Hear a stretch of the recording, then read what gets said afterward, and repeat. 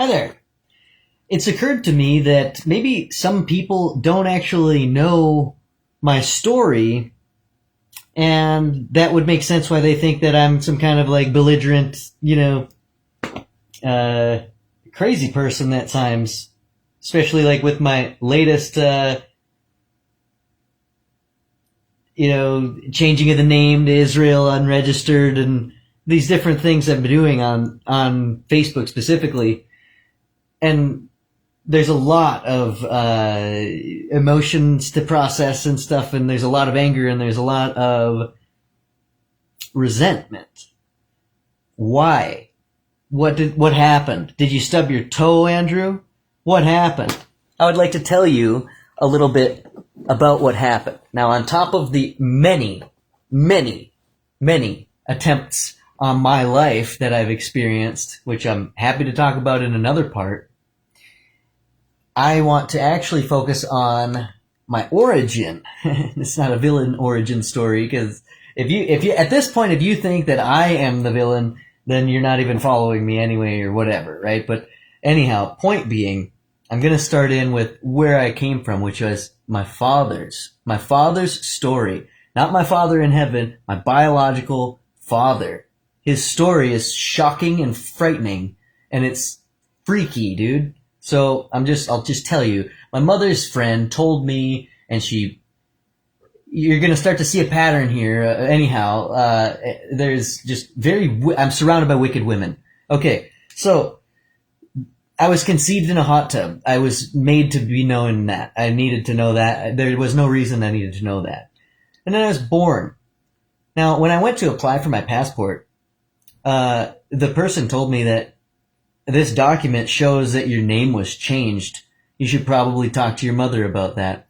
So they struck out the last name, which was the same as my mother's maiden name, and it was superimposed to be my father's last name. I don't know why or what the deal is with that, but yes, I have the birth certificate, and it's certainly that way, okay? And it looks as though it could have been a duplicate because it was issued almost a month after the birth event, the alleged birth event.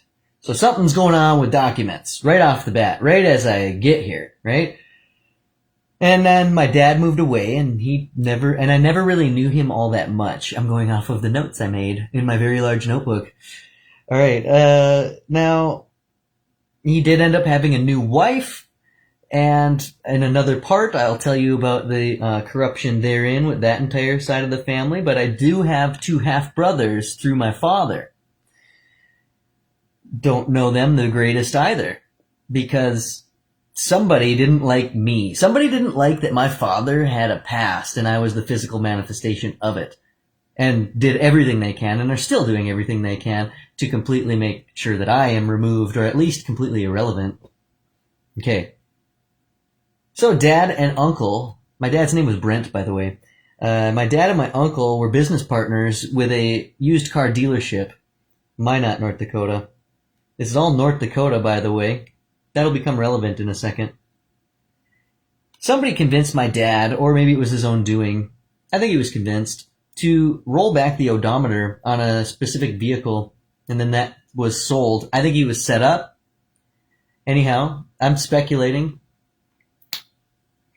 So he went to jail for the odometer thing, okay? And then while he was in jail, allegedly, his wife was running around on him, I believe, with who I do believe to be a Freemason, who ended up essentially taking over that part of the family after my dad did what he did, which is he killed himself in 2003. I was 12 years old. He shot himself, okay? Because he wasn't going to go back to jail for bullshit that he was being subjected to, and his wife was running around on him, and he didn't want to, there was no point in continuing.